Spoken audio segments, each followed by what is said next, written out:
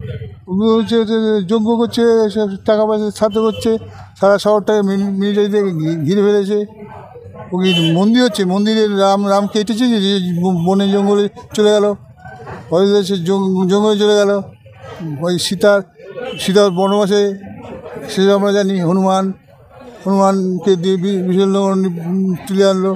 সেই রাম 550 বছর আগে জন্মেছে, সেইখানে বাড়িঘর হচ্ছে, সব কিছু হচ্ছে। রাজনীতি আর কি, পুরো তো প্রধানমন্ত্রীকে সামনে রেখে এসব করা হচ্ছে। প্রধানমন্ত্রী উদ্বোধন কেন শঙ্করাচার্য উদ্বোধন করতে পারতাম না? শঙ্করাচার্য করা উচিত ছিল। হিন্দু ধর্মে যদি কিছু আছে শঙ্করাচার্য করতে পারত। প্রধানমন্ত্রী হিন্দু, ও তো ওবিসি, ও তো লালুর যা ধর্ম, প্রধানমন্ত্রীর তার ধর্ম।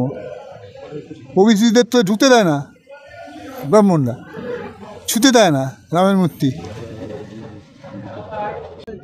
দেখুন, শঙ্করাচার্যর কেন এলেন না, কি এলেন না, সেটা গৌতমবাবুকে চিন্তা করতে হবে না। যারা ধর্মকেই বিশ্বাস করে না, তারা ধর্মের কথা হঠাৎ শঙ্করাচার্যের কথা বলছেন কেন? তারা তো লেনিন, স্টালিন, মার্কস, এঙ্গেলস ছাড়া কিছু বোঝেন না। তারা হঠাৎ করে কারণ শঙ্করাচার্য, প্রভু রাম এদেরকে নিয়ে আলোচনা করছেন। অর্থাৎ সুমতি দে ভগবান, কথা আছে না, এখন তাদের মতি গতি ফিরছে, আর তাই জন্যে তারা এইসব আলোচনা করছেন। তাদের আলোচনা করতে দিন, কারণ তারা শুধুমাত্র রাজনৈতিক কারণে আলোচনা করছেন। সেই আলোচনায় আমরা কর্ণপাত করতে চাই না। প্রভু রামচন্দ্র সবার ছিল, আছে এবং থাকবে।